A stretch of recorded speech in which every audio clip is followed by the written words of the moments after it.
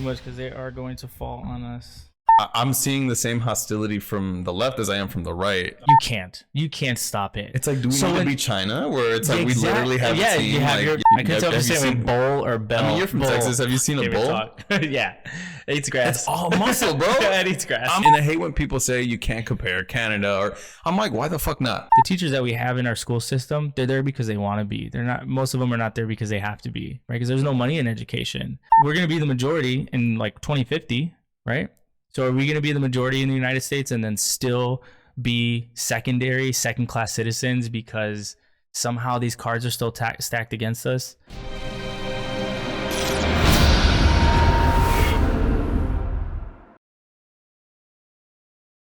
Hello, everyone. My name is Derek Addis, and this is the inaugural episode of the DA Perspective One-on-One series. As I was editing down the footage for this episode, I realized that I needed to say something and share something with everyone. The discussion that my guest and I are going to have are going to be really raw, and they're going to be uncut. They're going to be unedited. They're going to be just launched in their entirety. And that's what I wanted. I have discussions with people all the time that are so candid, I always wish there was a camera there. Not because I want views or likes or whatever, but because I feel like some of the discussions that I have with people are the kind that, like, if everybody could be a part of that discussion, we'd like probably be in a far better place by now. I talk to people that I don't agree with all the time. But I find like there's a commonality with how all the conversations end. And it's never with like disgust or anger or hatred. It's always with just like this commonality that like, oh, we can actually have a discussion, have a different belief, but like still be on a path towards working to something greater for each other and everyone around us. So I created this space to facilitate those discussions so that I can share them with the world, right? So I know we live in a cancel culture, but I want to have tough discussions here. I want to talk about things that are going to make the people that I love the most uncomfortable, friends, people that you have to see at work the next day. I expect my guests to do the same. I want to make mistakes because I don't know the answers. And if I don't make mistakes, I can't learn. And so I expect the same from everyone that sits here, and I would like to expect the same from everyone at home. So as you watch this series, please be mindful of that. None of us are perfect. And we're just here, and hopefully you are as well at home, just trying to find this place where we can all coexist in some form of peace and harmony and unison. Because I know deep down inside, there's a lot of things that we all have in common, and we all really, truly believe are the same. But if we don't have tough discussions, we can never come to that place because we don't know it exists because we're not telling each other that it exists. So, without further ado, our first episode. All right, sweet. All right, so what's up, man? What's up, dude? How are you? Good. All right, man. All right, I'm really glad that you're here, and I want to say thank you for being the first person to come and tape this with me. So to everyone else out there, what I'm doing is it's a web series for the DA Perspective that's basically just regular people from all different walks of life giving their perspective with kind of like a political inclination. We all, while are not politically active, we all have an opinion about certain things, and we're all actually affected by these things personally. So I want to give people an opportunity to kind of just share their experiences and what they think about what's going on today. So tell us a little bit about yourself for people that don't know you and kind of what you would like to share with them, like where you're from, what do you do now? Yeah, sure. It's my name is Javier Suárez. I'm a graphic designer and illustrator. I'm here from the States. My family's Mexican. Yeah, I mean, okay. Yeah, no, that's perfect. Yeah, we can start. I'm so used to giving my resume that's artistically. Okay. So a couple things. Do you mind sharing how young you are or old? Yeah, I'm 28 years old. 28 years old. Yeah. Okay. All right. Good. And then you went to school here in Chicago? Yeah, I went to Columbia College. Okay. Yeah. And you grew up where? I grew up around Chicago. Okay. Yeah. In and out of the city too. So. Okay, perfect. So one of the things that I'm going to do is I'm going to ask everyone the same exact question as I start this conversation with them. So question I'm going to pose to you is, what experiences throughout your lifetime shape your current political views? Oh man. Well, you know what? Growing up, I grew up when I was very young in the suburbs. So I feel like being in the suburbs, you don't really get challenged a lot with, you know, political opposition. You know, like as a kid, you're conditioned to kind of have this like monocultural view of society and yourself and like the world. Like the suburbs was created definitely for, you know, white people, right? So I don't know. I never really thought about who I was as an identity until I got to college. When I got to college, I actually ended up minoring in Latin American studies, and I think the 5 years that I was in college really shaped like how I thought about me, myself as a Mexican here in the States, but also what my role is, you know, in the... Oh no, you called it. I nailed it. You keep touching it, man. I touched it. That's okay. We're going to roll with it. Go ahead. Yeah. But yeah, that's it. I mean, I feel like my political consciousness didn't start until probably 2012. I was an adult already when I started thinking about all these questions. You know, I didn't really think much into it, you know, before that. So I have to ask you a question of you. So when you say that the suburbs was made for white people, and I want to know where that comes from. You know? I forget his name, but no, during the white flight, there was a guy. He's coined to creating suburbs, right? Like these places where you can go, you have your yard, you have your house, you got your space, and it's like, you know, very monoculturally like run. Like it's for you. It's kind yeah, of it's like it's for you, not them. They picked, yeah, they picked and they picked and chose like who was able to buy property in those like neighborhoods, right? These like new little towns that they were creating out in the suburbs. I'm not sure where the first suburb was, but damn, I wish I knew this guy's name. I used to know this stuff, man. Like back when I was in college, like I'd be like, oh, this guy, boom. Well, now that you know, next time you come on, yeah, someone's gonna fact check me. Yeah, someone's gonna be like, oh, Twitter beef kind of thing. Twitter beef. You're a Twitter guy, right? You're active on Twitter. Yeah. I mean, mostly like meme stuff, not so much politics, but yeah. Oh yeah, we had a meme war the other day. That was good. A meme war. Yeah, that's right. So given everything that's going on right now, right? I'm just gonna leave this alone. Hopefully, audio and everything's good. But so given everything that's going on right now. What do you feel about like the presidential race that's happening? Do you have a favorite candidate? Do you have a not favorite candidate? How do you feel about everything that's happening? I'm gonna be honest. Like I haven't been excited about a candidate since Bernie. You know, I mean, well, since Bernie was Bernie. Yeah, I knew he's been at it for like a minute, but I didn't know who he was right until he ran for president.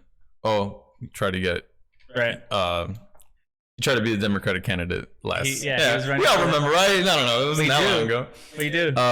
So of that, do you have an opinion on that though, as far as how the DNC handled the whole Hillary versus Bernie thing? I mean, dude, you know what? I'm not a learned bitch when it comes to like politics, but from the outside looking in, I just feel like from someone that's kind of just like a regular person, like I feel like the DNC did everything in their power to make sure that Bernie was not the guy, you know, their guy, you know, and it's really unfortunate because I feel like he just has such an amazing following and it's grassroots, and there's not a lot you can hate. Like, what can you hate about this guy? Like, trust me, man. Like, it's wild to me that, I mean, because I've read a lot about Bernie and I've been watching him since I was a child. I remember watching C-SPAN. I was like 10 years old and I used to watch C-SPAN, and I was like, everyone has a D and an R next to their name in parentheses, but this guy has an I, and so I was always intrigued by that, and so I took it upon myself to learn more about him. But obviously, just hearing him speak was like, this guy sounds like a human, like he sounds like an actual person who cares about other people. So here we are. I'm 34 now, and for people to still find reasons to not like him. You know, and they're like, for me, they seem like not even valid reasons. Like, I could understand if you don't agree with the idea of giving free public college to people. I get it. I can understand that. I don't. Well, I mean, no, Yeah, I know, don't agree with it, but I can Right. understand your basis for that argument.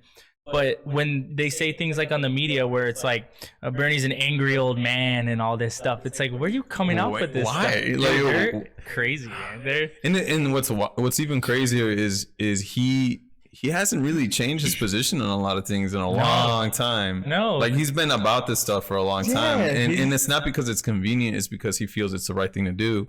And I feel like his politics hasn't really changed a lot, but I feel like they're more topical now than they've ever been in his career. Yep. And we've come at a really amazing pivotal like time where it's like we can embrace these like radical changes that, to be fair, aren't very radical. They're radical here in this country, but they're not radical in the developed world, yo. Like, a lot of these things that he wants to implement are things that other countries have been doing for a long time. And I hate when people say you can't compare Canada, or I'm like, why the fuck not? exactly. Why can't you compare? Why not? Why not? Yeah, like, exactly. I don't understand like the logic, right? And so like we yeah, exactly, dude. We parade around the world, right? And we proclaim to be the greatest, most powerful country in the history of every country. But when it comes to these challenges like healthcare for people, or education, or just overall social services, we're like, no, we can't. We're America. Like Biden was saying that in the debate recently. I believe it was in a debate.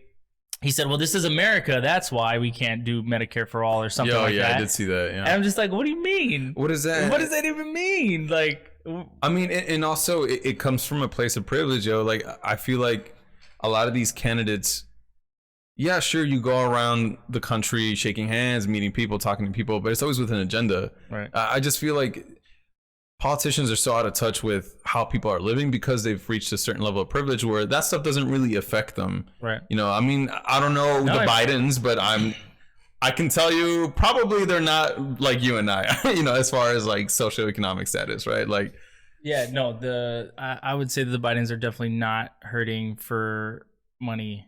Yeah, exactly. Yeah.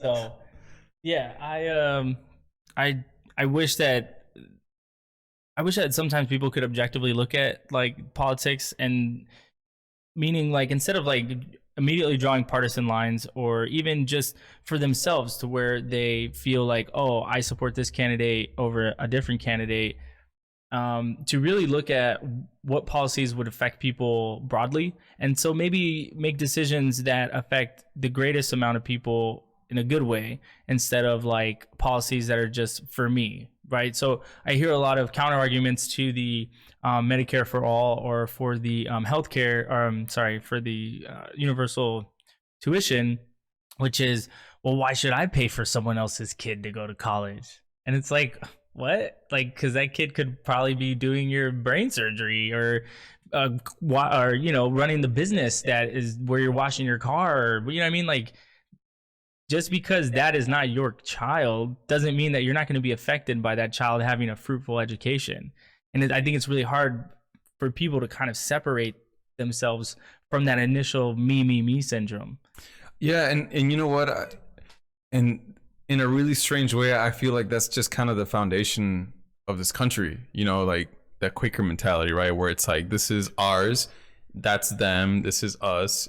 And I feel like that never really went away. Like this weird culture of bootstrap shit. Pull you up by your bootstraps. Exactly. But it's like people don't understand that where are those bootstraps? Right. And not to mention like systemically, I mean, I feel like I'm so involved in like Black and brown communities, whether it's as an artist, or even just where I live, or just like the environment I spend most of my time in, that I see a lot of these things that are systemic obstacles for people like me, or even more marginalized people that are up against. And I feel like people are really detached because we have these bubbles like the suburbs, right? Mm-hmm. A lot of that stuff doesn't exist out there. Yeah. And I feel like it's easy for someone to avoid that stuff and not realize that, sure, maybe something isn't a benefit to you, or you don't see a value of somebody else getting an education or healthcare or what have you. But it's like, that's not everyone's reality. And most people aren't, privileged enough to be able to say, oh, I don't need this, I don't need to do this, right? Like, I feel like once you're kind of in this environment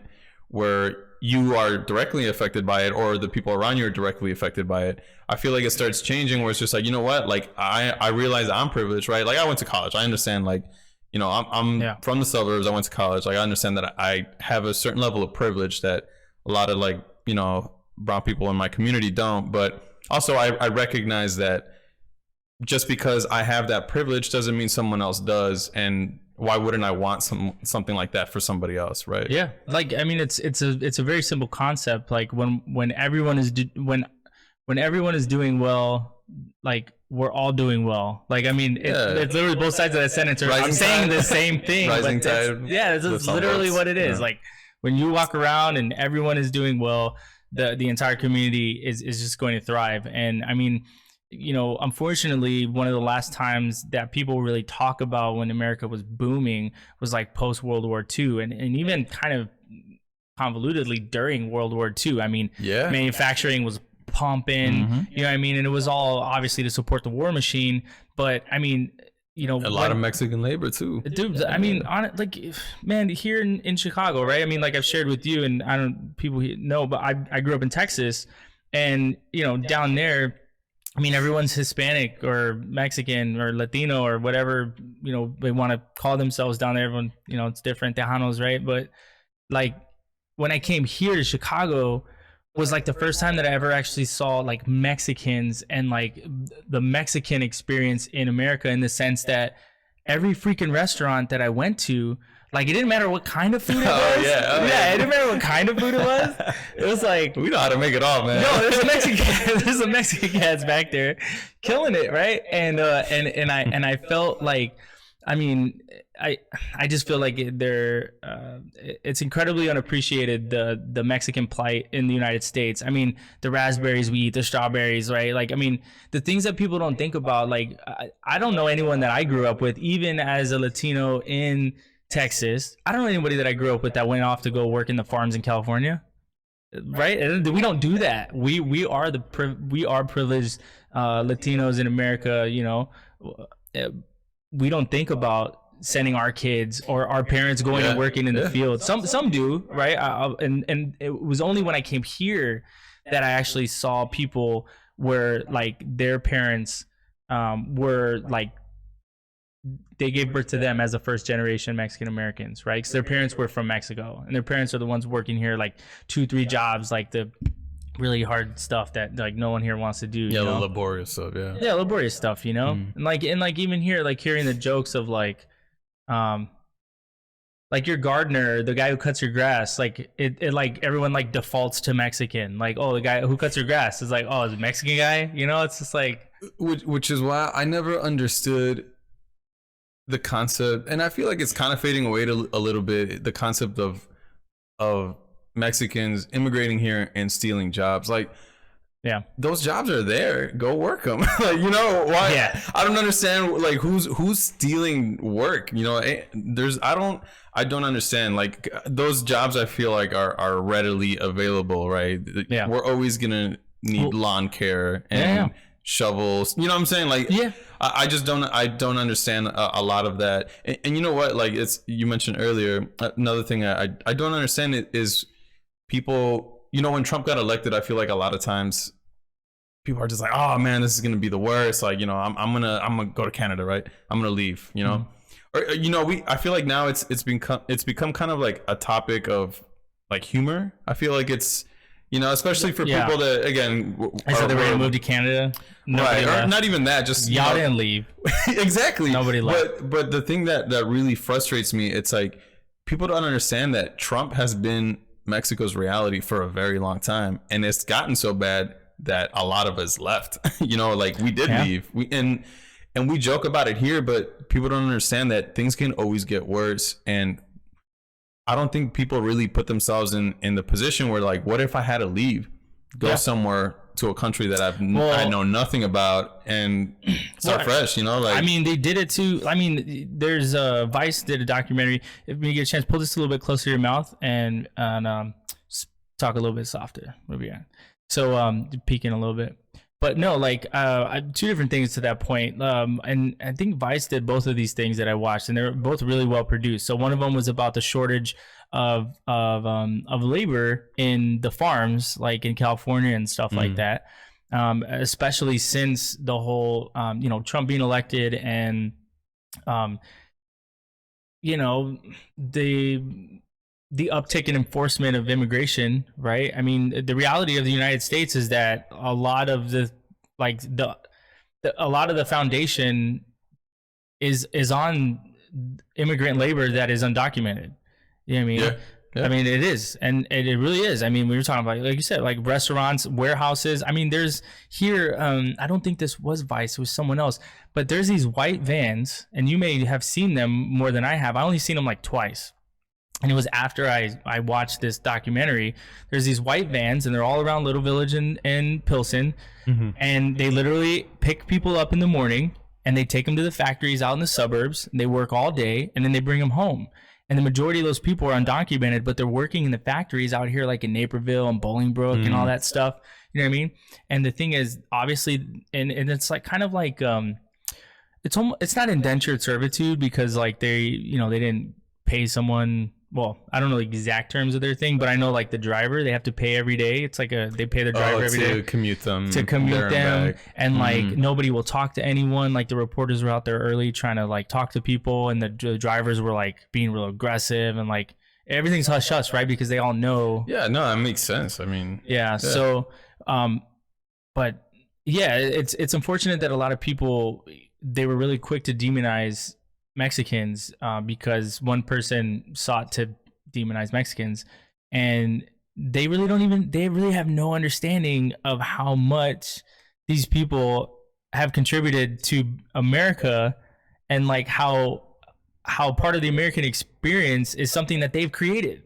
You know what I mean? Like literally, like the American experience is built on Mexicans. In part, right? You know what I mean? And ironically, there's so many things that I feel like we see culturally as I use the term U.S. American. Yeah. Not Mexican American, or I don't like the term Mexican American. Okay. Damn, so you really want to get into that? I mean, we can. It's like a whole thing. Yeah. So it's really, I want to know. I'm not educated enough. So I feel like labels I feel hold a lot of weight, right? So a lot of people always say that they're just words, but I don't think that's the case, because words have been used to weaponize people, and it's being used as a tool of oppression, right? The reason I don't like using the term Mexican American, and there's no shade to like people that do use it, but for me it's redundant, because America is the entire hemisphere, north and south. If you use the term Mexican American, you're perpetuating the assumption that the United States is basically the thing to be referenced to.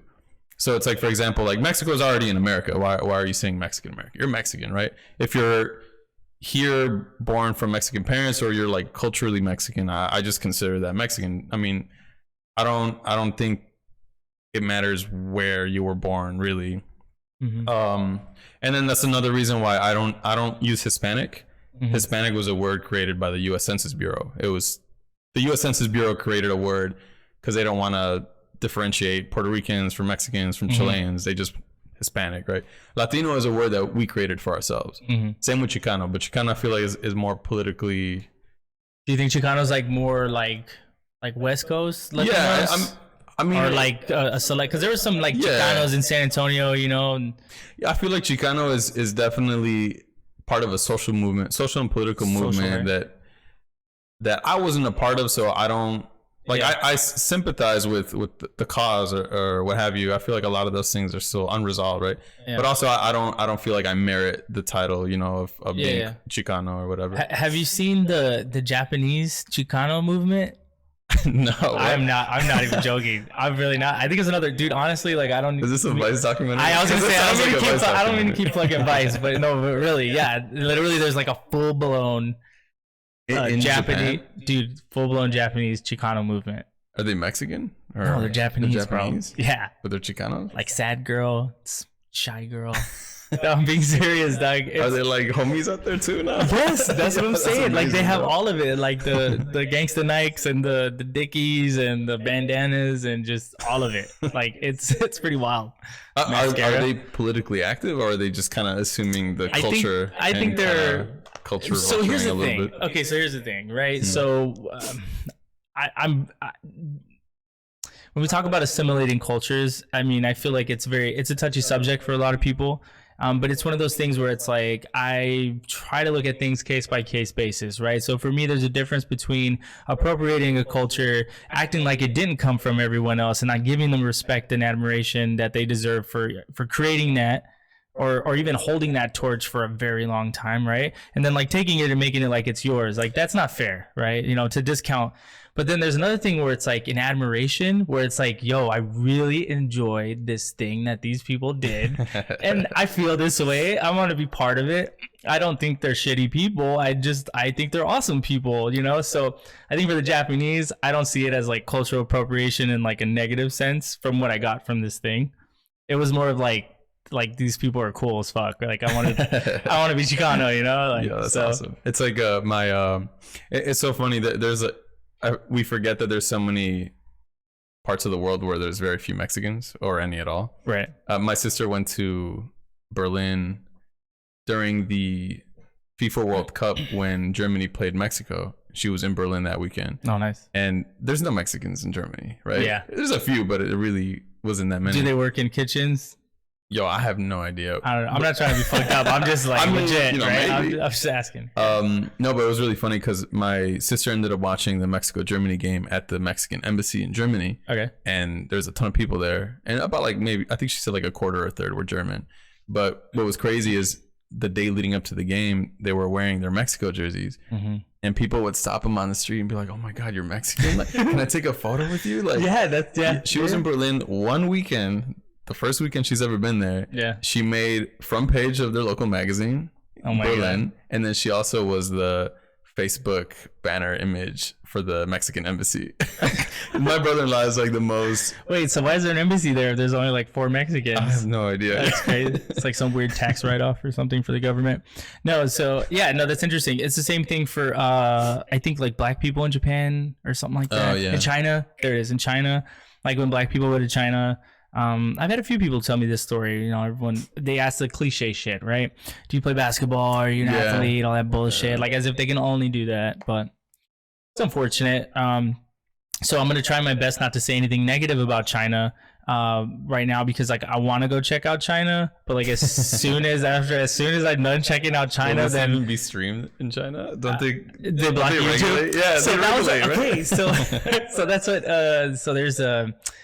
What's this guy? PewDiePie, I think this guy's name. Okay, listen, I only know about this guy because like the news. Okay, it sucks. I know he's a ridiculous human, but headlines a couple of days ago were all PewDiePie is banned in China, right? All this stuff, and that was everyone's top comment was, well, isn't YouTube banned in China already? So what does it matter? No, but dude, they literally, I assume. They have like a team of people that literally just scroll through YouTube, you know what? and then they ban people. I wonder if that's like an actual position where you got like an X and like a check mark. You're just watching shit and you're just like, brr, brr. Yeah, no, right, I know, right? Like a green circle and a red X. You're just like the easy button. Yeah, you know, this is easy. Yeah, and you're just banning people left and right. You just feel like God. You're just like banning China. You know what? I have such a weird relationship with censorship. Yeah, how do you feel about it? You know what? I feel like I'm just like a passive observer of a lot of it, because you know a lot of the people around me, they're very like left leaning, very progressive or radical. Right. But I don't know. Censorship is strange, man, because it's like I get it, right? Yeah. But also sometimes I feel like it's a little too hostile. Like if you disagree with something, yeah. That doesn't mean they don't have the right to. And don't get me wrong, like I feel like everyone should have equal consequences for their actions or their words or what those words inspire. Right. But I just feel like, oh yes. But it's like this like self-justifying. You're there, my friend. Self-righteous circle jerk of self-serving bullshit. I'm just like, why, man? Like y'all know. And it's you're no better than who you're trying to exactly. fight. And it's crazy because I'm like, this. We keep talking about polarity, right? And I see it. I'm not stupid, but also like, I don't care about polarity. I care about the people around me. But then I also think about it, it's like, do y'all not realize that there's more similarities than there are differences? And a lot of the tactics that we use, I feel are very akin to what we're so so aggressively trying to fight and prevent from getting out there. And it's like this whole censorship on Facebook thing, like Zuckerberg and everything right now. Did you watch the Ocasio-Cortez 5-minute? I love her, man, but I don't know, man. And it's not that I completely understand the danger of having like advertisements and the misinformation and stuff, especially as someone that works in marketing and graphic design and ad art and stuff. I get it.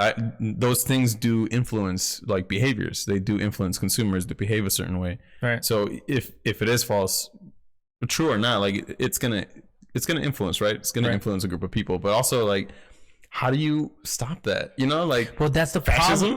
Yeah, exactly. Exactly. I don't understand. So that's the problem. So that's the problem. That's the problem. Is you can't stop it. It's like, do we need to be China, where it's like we literally have a team, you have like, yes, no, so, but yes, that's the thing that like I feel we're on the wrong track for. Like, you can't have freedom of speech and then say no, you can't pay for this false ad. And I'm not saying that false ads are okay, but listen, like, look, I believe that during the last election, there was this concerted effort to spread misinformation and to coerce people into believing something that wasn't true.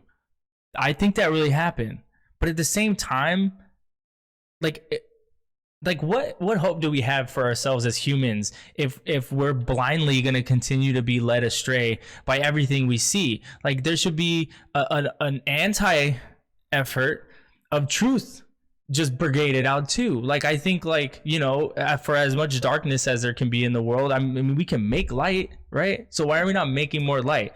I can't tell you no, you can't put this on the internet. You know what I mean? Because then you're just, like you said, then we have to get a team of people with buttons, and then still at the end of the day, someone else gets to make that decision. Yeah, and you know what? I remember. Do you remember when it was before Trump was elected? I don't remember any of that. It's been so long. No, just kidding. It was before Trump was elected. He was gonna speak at UIC. You remember that? I do, and they shut it down because people took to the streets. I was in front of the door. That's how you do it. But the thing that, you know what, and to this day, obviously in the moment, he never showed up. And I felt good. I'm like, oh wow, like me, this regular person, like had an impact, right? Like, and then obviously it wasn't just me; it was like a lot of us, right? But you know what? Years later, it didn't sit well with me because I'm like, okay, we stopped this person from talking here, but what did that actually do? All it did was do anything? It polarized the other side to be even more blinded towards what you were trying to say. Exactly. And you know what? I'm not saying that it wasn't the right thing to do, because this anger coming from, you know, Trump's election or his candidacy or what he represents for a lot of people, I get it, and it's justified for a lot of reasons. But I feel like it's not Trump. Like, it's not. Trump has just become like the symbol. He's a symptom of a bigger problem. Exactly. Yeah. I mean, you know, we impeach him or we get him out of office, or he doesn't get elected. Someone else. I mean, but what about his supporters? That's what I'm saying. What about the racist person at Walmart? What about, like, I feel like there's a lot more work that we need to do, and for, you know, the left or the radicals or the progressives or whatever left-leaning people, we have to do a lot better than just like assuming the tactics that the right has been using on us and using that. It's not about who has the bigger stick. Because I feel like we're just going to be trading. So unfortunately, So unfortunately, and I struggle with this as well. Because, like, you know, when you look at like the animal kingdom for answers, right? Like apex predators, like that's what you want to be, right? You want to have the biggest stick and that no one can defeat, right? And then you get to rule.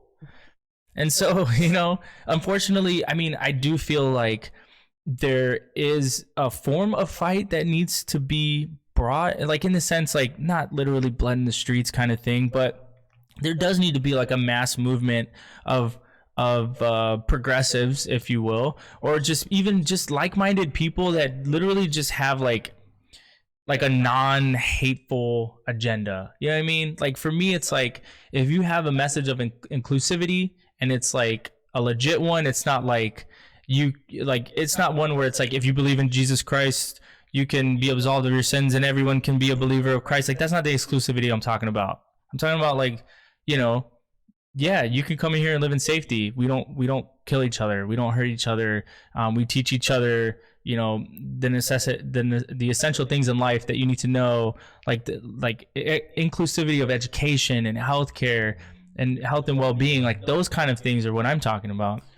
And so I feel like, I feel like for, you know, Bernie Sanders right now, he's not fighting enough. Like, and it's not about using the tactics from the other side, but for me, it's more of like just really like letting people know that they've been fucking up, like on the public stage, right? That kind of fight, the fight with information, like when you have a really big platform, you have a really big stage, and the world is listening to you, so that when you're on a debate stage and someone says something sideways to you, you just don't like, hey, that, you know, she's been a good friend of mine for quite some time. You know, nah, fuck that. She's lying to people right now. Like, let her know in front of everyone that she's lying to people right now, and that to not do that anymore. You know? No, I get that kind of fight. You know what I mean? I get that. Those kind of things. I mean, I agree, but also I feel like in much the same way, Bernie is becoming a symbol, right?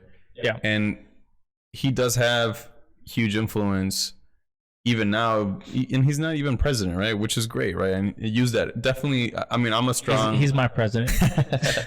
I'm a very strong proponent of exercising privilege, and I feel like Sanders has really reached the level where a lot of what he says and people he endorses and the people that he vouches for, it holds meaning, right? Like word is bond. But I feel like to use that to tear someone down, although justified, I don't know if that's the right move. You know, not to tear him down, but here's the thing: we're fighting for the future direction of our leadership of our government, right? So we're. I mean, I feel like that's a very important thing, because what happened previously was, you know, he had an opportunity to, like, remember when he was on stage with Hillary and he's like, yo, I'm tired of hearing about Hillary's damn emails, and he like shut it down. Yeah. Right? And like that was like the one thing that like was kind of like a door opener to get leverage against, like, or to bring light to a lot of the negative things about Hillary Clinton. And so he shut the door on that, right? But what I'm saying is, like, he, you know, not saying that that was the absolute turning point, but maybe if he would have kind of went about it a little bit differently, he would be the president right now. And so none of this Trump stuff would be happening. None of the fascist types in our country feeling that they can just walk around freely, just hating on people like we do now, like things like that, right? So if he would have done that thing then, or that mentality would have been his mentality then during that fight for that election, maybe he'd be the president right now. Do you know what I mean? So sometimes, regardless of that, like for example, this last thing you mentioned, he didn't say, but you knew there's misinformation. This person lied, like, and this stresses the importance of an education to bring it back full circle. Okay. Like, yeah. And you know what? I get it, but also I feel like Bernie's old and he's been stuck in his ways and he's been doing his thing how he knows how. And that's not to say he can't adapt. I feel like he can adapt. They're saying like he's old, like he can't be president. No, he can. Okay. I would rather him be president and, God forbid, die in office than like have someone else elected that is just not good for anybody. I said when I was on Bruce's show, it's called Beyond the Beltway. It's a good show. Not for me, for him. Bruce is a cool guy. I said, you know, like in culturally, most if not all cultures, we look to our elders for what? For wisdom, right? They've been here the longest. They should have the best answers, right?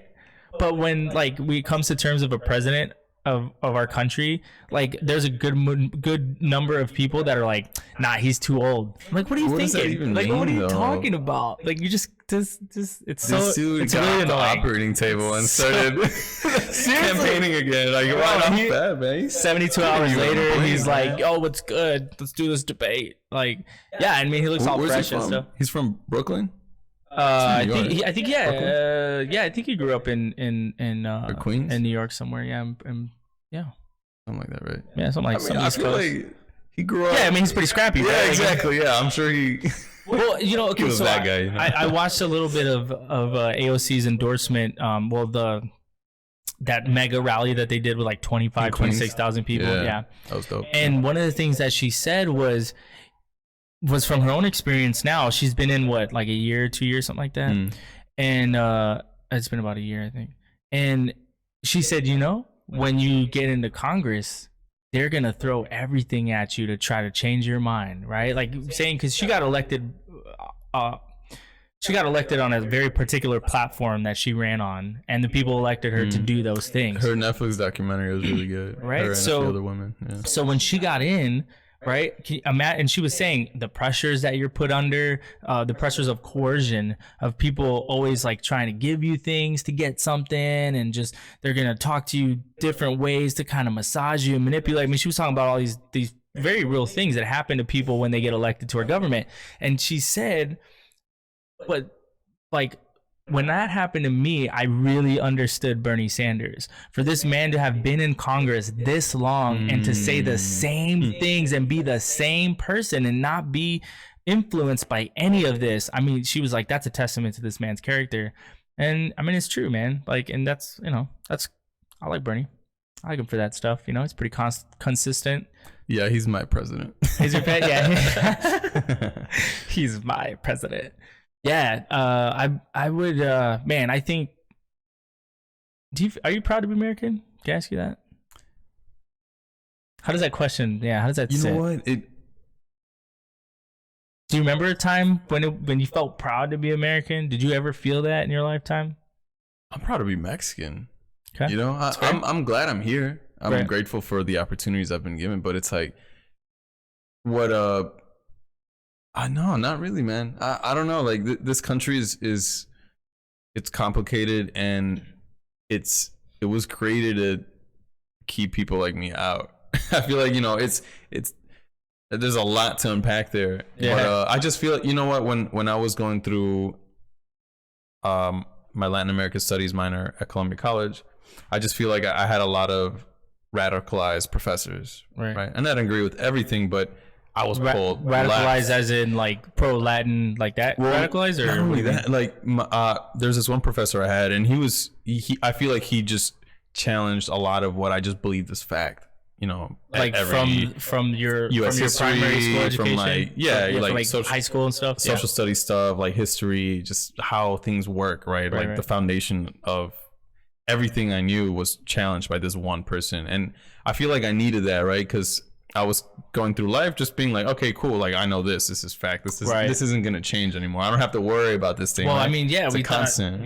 Everything. It was Dr. Jose Lopez, which is Oscar Lopez's brother. He was the political prisoner in Puerto Rico, who's the longest held political prisoner in U.S. history, I believe. Oh, he was pardoned by Obama before he left office. Yes, I do remember that. But I mean, just with that background alone, like, yeah, I mean, I think there was maybe like 25 students. Right. I think after the first 2 weeks, like a third of them were like, yeah, there's some, and ironically, most ironically, but most of them white, right? People that probably from the suburbs who just were like 9. They were like, yo, I just need this class to graduate. And exactly. It was a humanities. They thought it was going to be easy. Elective or whatever. Yeah.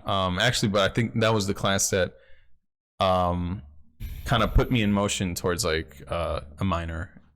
Yeah, because I was in college for 5 years because that minor was just so massive, right, that I wanted to stay there and finish just because there was a lot that I had to almost like relearn. It was like relearning life, you know? Yeah. Yeah, man. And you know what? Like a lot of the stuff that I learned, I feel like I just internalized and then try to like kind of emulate a lot of this anger around me, and I just feel like I got sucked into like activist crowds that, again, like we were mentioning, were using a lot of the same tactics that the people were combating are using. They were like right? trying to fight fire with fire. Exactly. And you know what, to an extent, I understand like sometimes it is necessary, but also like if you're just gonna be an asshole to someone just because they disagree with you, like who are you really helping? You know, like what is there's people that you're not gonna change. You know, they're arguing at them is not gonna change their minds. You know, I feel like there's much more you could do to spend your time more productively, proactively than picking fights on Facebook or Twitter or I don't know. I do like a good Twitter beef though. Only I like watching. Only when it gets to Reddit, because like I was telling you, I'm not very active on Twitter. Although now I might be. Twitter beefs get to Reddit. But when the Twitter beefs get to Reddit, because it's all concise and it's put together real nice, and I don't have to our attention spans now are so short, and I feel like there's just so much information. It's like, and I want to consume it all. Like literally, sometimes I'll lose sleep, man. I'll just be like reading things and just like, or I'll find like a breadcrumb, and like Hansel and Gretel, how they left breadcrumbs on their, so a breadcrumb is like, you just keep finding more breadcrumbs and now you're on a trail and like, dude, and it's just like, oh man, there's so many crazy things. But I love that about the internet. So what do you think about this 5G? You think 5G is going to be harmful to our health? 5G. I don't 5G. I mean, my phone's pretty fast. I'm good. Okay, so Verizon. I'm good. We're good. Yeah, we're good. Cut it. Just give me a discount on the iPhone and we good, bro. We call it plugged up. Yeah, we don't need to up your infrastructure, bro. Like seriously. So aren't they doing this thing where like they're like some companies are claiming to have 5G, but it's like I think just AT&T was doing that. Like it's like 4G plus 2. Like meaning 4.2 kind of thing. It's not like it was really nothing like else different. It was just... So no, I read and honestly I don't know too much about 5G, but I read something today. I think it was the AT&T CEO or something like that.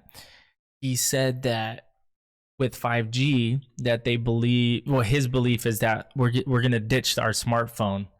And I forgot what he used. He used an analogy of something else that we ditched already. I don't know if it was pagers or something. I don't know. But he was saying because it's going to be all wearables. It's going to be like your glasses, your watch, the shirt you're wearing. Like everything that we do now with our phones is going to be like something we're wearing. Like, I don't know. How the hell am I going to watch Netflix on my shirt? like I don't know what this guy's talking about. I mean, I feel like, why not? I mean, why not? If you don't imagine if we had okay, let's say for people that are at risk, like maybe for stroke or heart attack or something. I was just gonna bring up this. Where they could wear like a shirt, it monitors your vitals. I think stuff like that exists already. But like this will tell me like my heart rate and stuff like that. And there's a warning on it because I'm pretty sure in the future it's going to be able to, and that's what they want it to do. But it says right now, like, I think it's the ECG that's in here. Mm-hmm. It says like, yo, this is not like a legitimate medical ECG. Actually have a doctor. This is cool. You can see your heart rate and all that. I'm sure stuff, it has to go through like certain FDA type stuff. Yeah. So FDA. What do you think about the FDA? Think they help us or they hurt us? Why are you asking these questions? Yo, you came to the DA perspective. It's funny because you know what?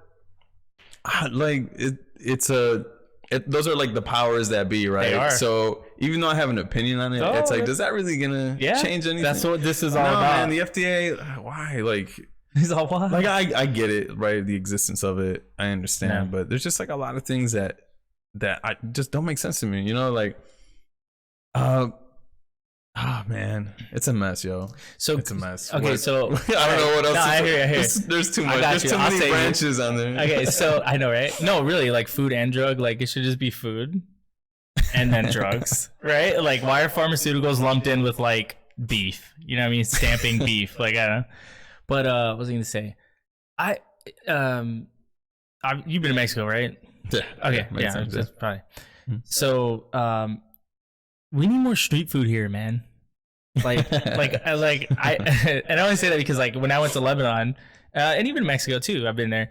Like street food is prevalent, right? It's like a way of life, you know, like, and the thing is, like, I understand like health inspectors and the necessity for like even the origins of the USDA, right? So there was like a process in place that could like validate the authenticity of food and where it came from, and it's mostly it's safety, right? But I'm also like a Darwin person when it comes to like natural selection.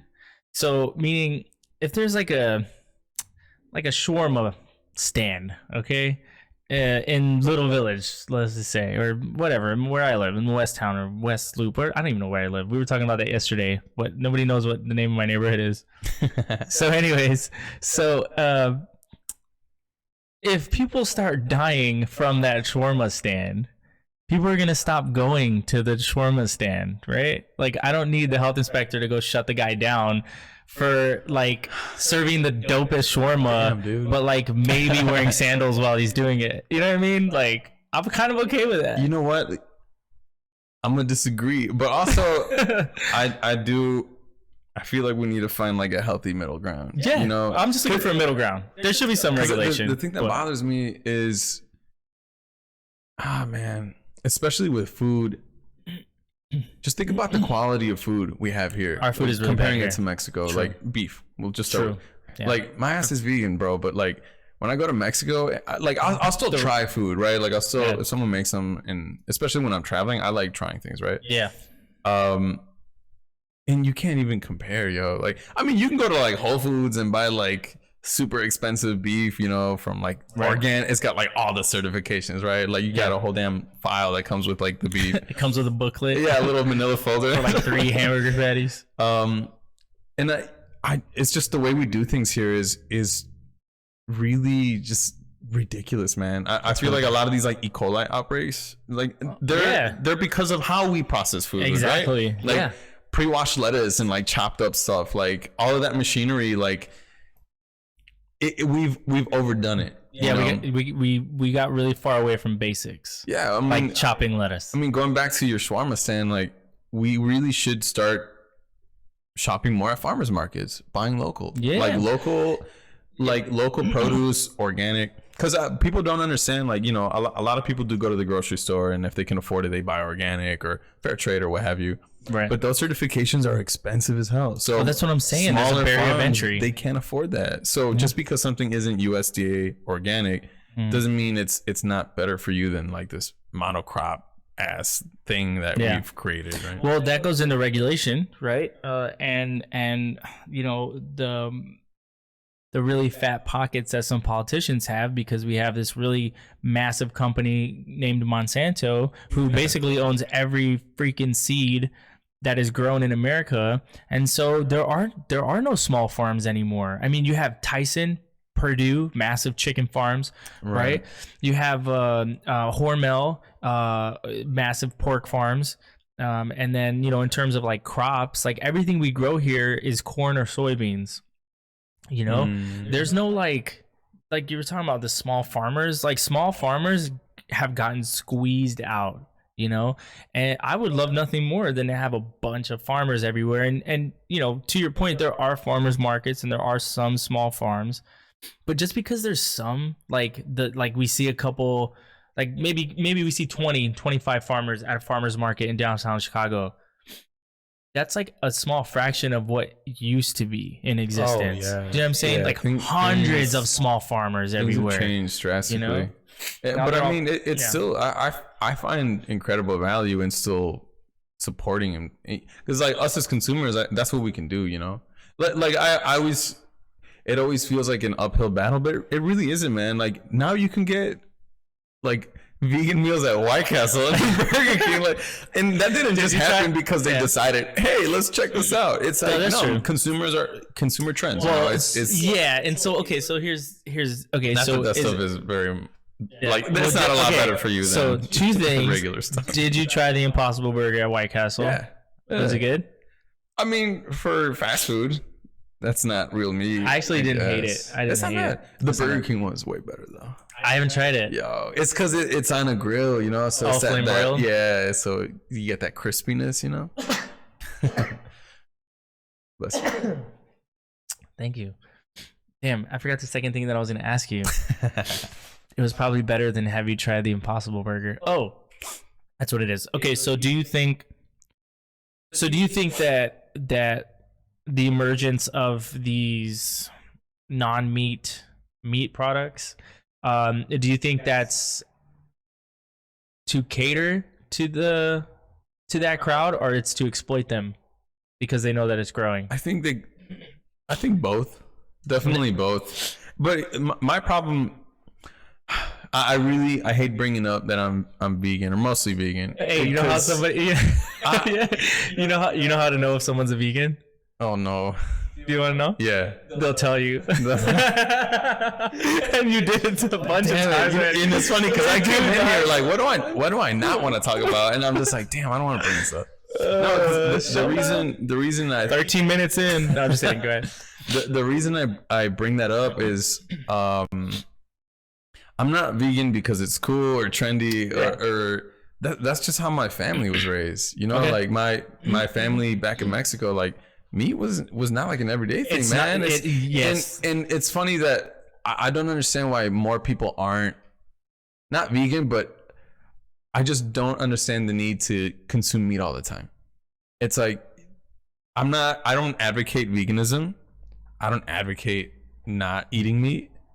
But for me, like it's the food of my people. It's what raised me. It's just for me it's cultural, right? Like I love making, like I'll still eat eggs, you know, but I don't understand, like I get the whole meat substitute thing, but you don't need it. You know, people don't understand, like you don't need that stuff. Food is just as delicious. I just feel like it's lazy. Like using cheese and meat and everything, I'm like, yo, you're not creative, bro. Like there's so many foods you can use instead of that. Yo. Like I think it's just weird. Well, not weird, but I find it ironic that they're like, nah, we're not gonna eat animals, but if you could make me something that like tastes exactly like a hamburger, like why? it's like, why not just eat a hamburger? Like, okay, but I can understand. But not to mention like how much resources goes into making like Impossible meat. Well, same It's just like, yeah. Well, I mean, I don't have those figures, but I'd be interested to see the comparison between a pound of the Impossible and a pound of beef, because I know that this takes a lot too. I mean, this takes like more than it beef, should.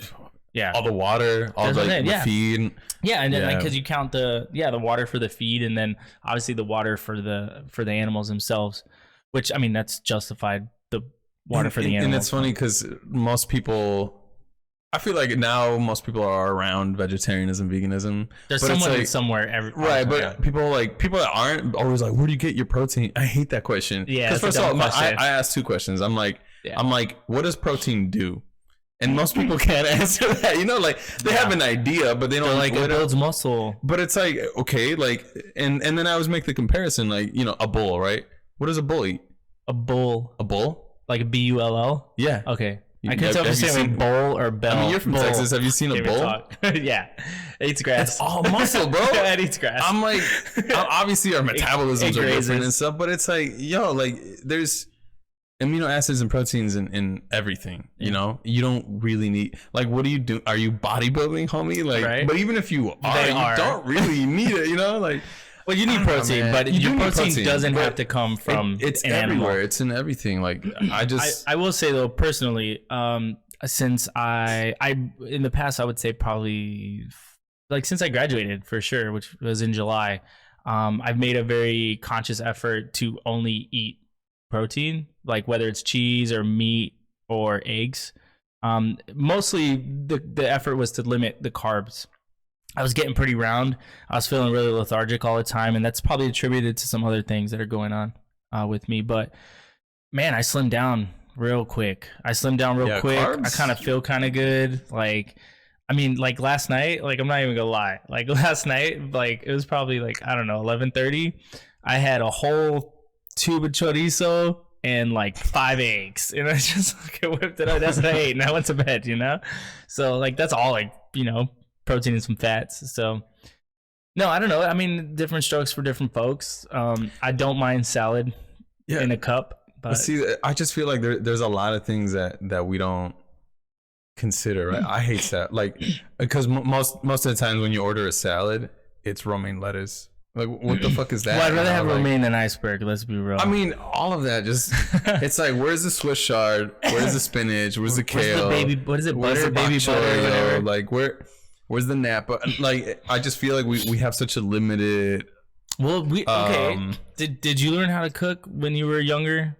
No, it's when. Did anyone you know learn how to cook when they were younger? Like, really? I mean, the people around me, but they were all eating kind of the same. But like, that's fair. But like, what I'm saying is like my generation for sure. And I mean, you're not that far off from me. Like, none of us learned how to cook when we were kids, man. Like, you know what I mean? I'm being serious, man. Like, there wasn't like this passing on of like, no, this is how you make this native dish and all this stuff. I mean, I'm not saying that nobody got that, but like like dating. I'll ask you a dating question. Do you ever get to the point where you're kind of involved with someone and you kind of like maybe you're over at their house for dinner, or they offer to do something, or they offer to cook for you or something? Yeah, I mean, you know what? What do they cook? In They the cook spaghetti. in the and, 7 like, years that I've been mostly vegan, I've never had an issue. Like, they were all really good cooks. Not only that, I just feel like I've been doing it long enough where I can cater to someone else's needs. I don't like doing it the other way around. Well, no, but I was like, what are you in the mood for? Burger? Cool, I know a spot. What are you in the mood for? Mexican? Cool, I know a spot. You just like, said it. I know a spot. I'm talking about in the crib. Cooking? Bro, I can whip up a delicious vegan meal in anyone's kitchen. That's fine. Facts. Because facts. As a vegan, though, I imagine that like to survive in the carnivorous world that we have in the States, you have to learn how to cook, right, for yourself. Right, yeah. But like, I mean, I'm not saying anything negative about anyone that I've ever seen, but the majority of the people that I've met, like, they could not cook, man. Like, most people I know can't cook. But that's what I'm trying to say. They can cook as a means of survival. Right, but I'm not talking about like eggs you know, and bacon, dog. Like, yeah. I'm talking about like make me a London broil, or like, like freshly made pasta, or chicken parmesan, or just like, those are even kind of simple things like a chicken parmesan, right? No, but like, But I mean, there's none of that. For me, I taught myself. Like, I just I really gravitated towards Indian cuisine, like off from jump, because there were just so many flavors that I've never experienced. And like they're vegetarian. Yeah, I mean, a lot of them are vegetarian, and so I felt like it was an easy transition. The ingredients were fairly cheap,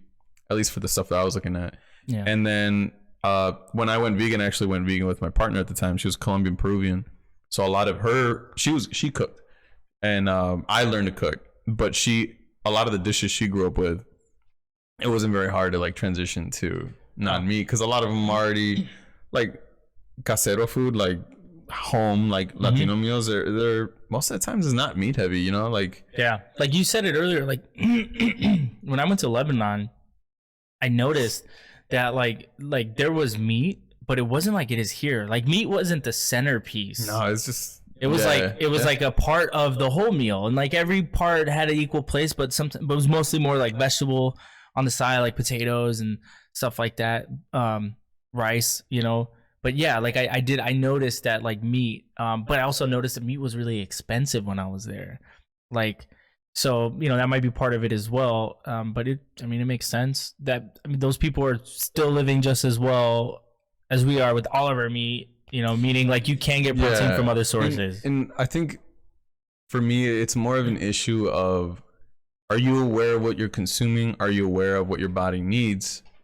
And are you consuming for those needs instead of just, I eat this because I grew up with this? And the reason I bring that up is like, I don't like the whole like counting calories thing. I know some people do. Like, I get it. Whatever works for you. But it's like, for me, like, I feel like I eat the right things most of the time, and I feel great. I've lost weight. I toned up. What'd you eat today?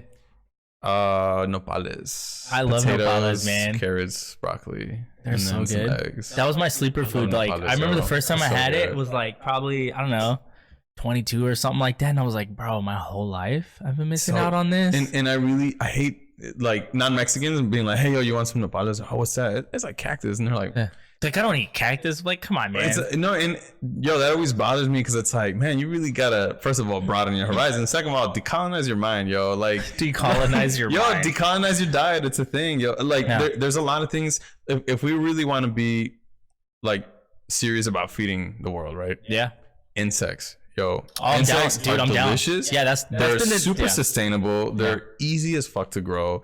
Like to grow, you know, to raise. Little farms, little like picket fences. They grow a little cockroach plant.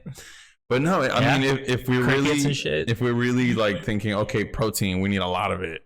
Right. Yo, why aren't we eating insects? You know. Well, I mean, it's a mind game, but I'm actually aware of that as well too. I mean, there's a lot of work being done right now in the same way that the labs were making the fake meat or whatever. Yeah. There's a lot of companies right now, like a bunch of little startups that are trying to figure out how best to, I guess, present bugs to the American palate. There's like cricket flour now and like Stuff like mealworm flour and stuff like that. Mostly, it all usually involves grinding it up and making it. It's all conditioning because, like, if we really think about it, pork is disgusting. It's delicious, but it's fucking disgusting. Like, they don't have Swicklands. Like, there's just a lot of things. It's just a lot, right? If you start thinking about like these animals that we're consuming or over consuming. Well, chickens are gross too, man. They're all gross as fuck. And it trips me out. I mean, like, look. Half of my family doesn't eat pork at all, and I don't agree with all the reasons why they don't eat pork.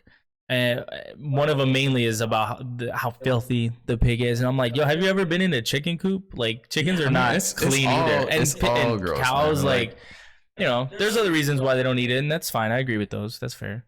But yeah. So I mean, just animals in general, and like, I get that, but I just insects are just, they're very simple beings. Like their makeup, right? I think the reality is, like, anything naturally, I mean, humans, we're gross, man. Like, if we're not taken care of properly, right?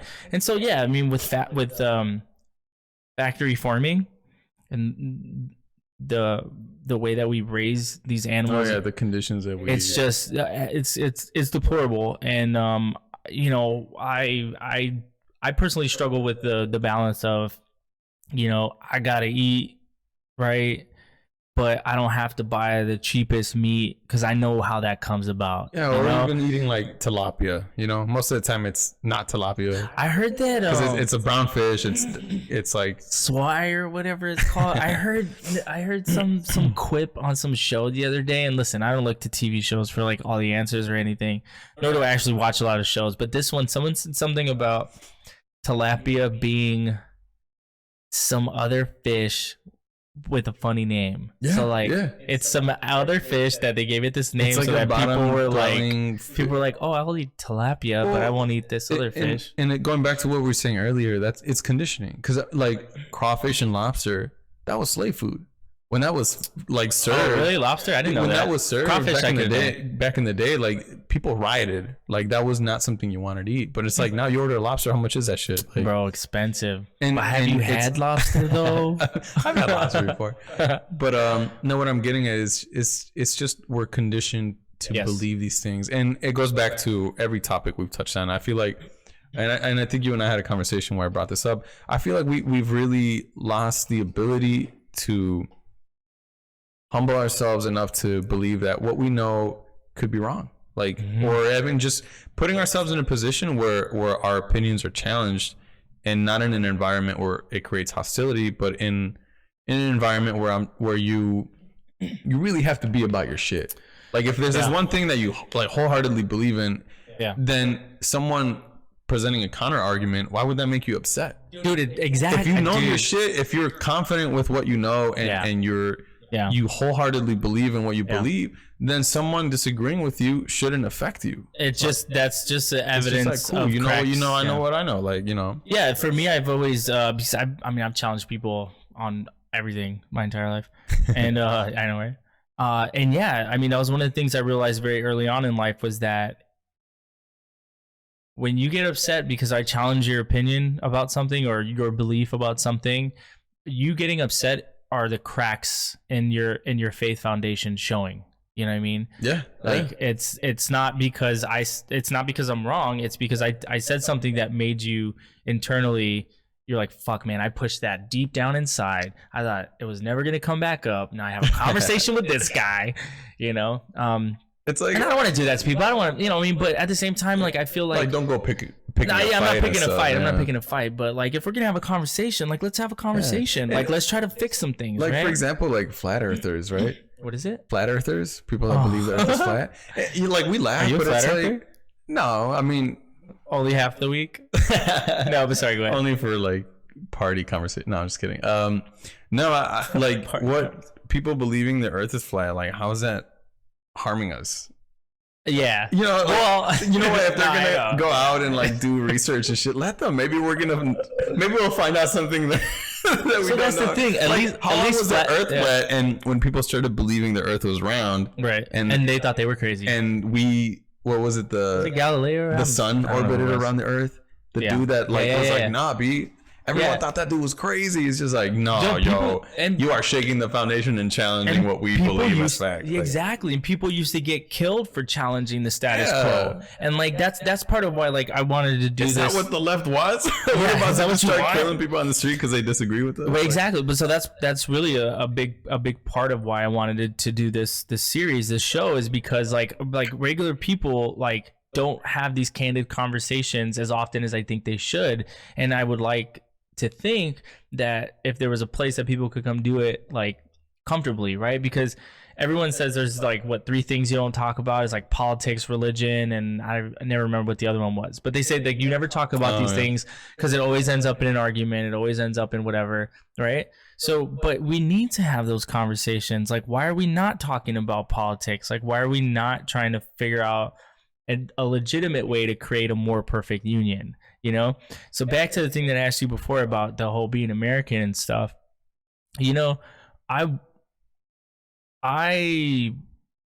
don't even know the answer to that question about are you proud to be American? I'm proud of what I've done for America, 100%. Even if I didn't always agree with what I was being asked to do, I did it 100% to the fullest, and I'm proud of that, and I'm proud of all the people that I worked with.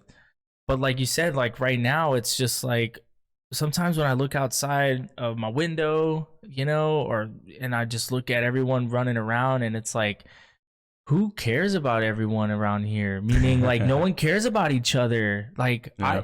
there's few people who actually give a shit about everyone else, but everyone else don't give a shit about them. And it's like hard to be proud of that, right? It's hard to be proud to be associated with that.